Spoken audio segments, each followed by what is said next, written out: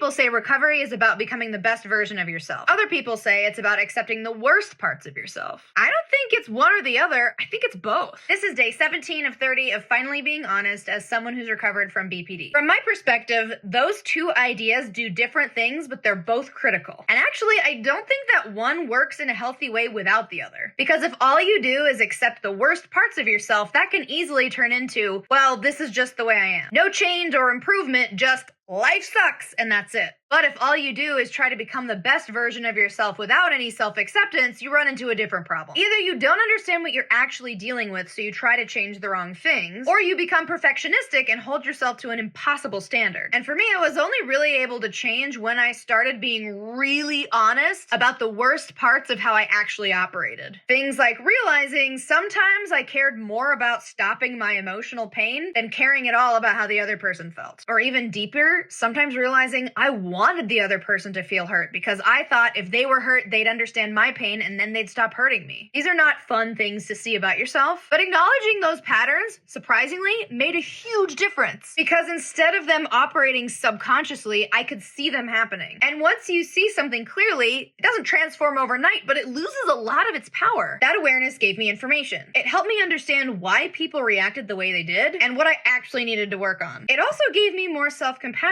because when I understood that I'd been operating a certain way for over a decade, it was easier to recognize, of course I'm not going to change this overnight. I'm not Superman. So for me, recovery ended up being a combination of both of these ideas. Accepting the worst parts of myself and using that understanding to become a better version of who I want to be. See you next time.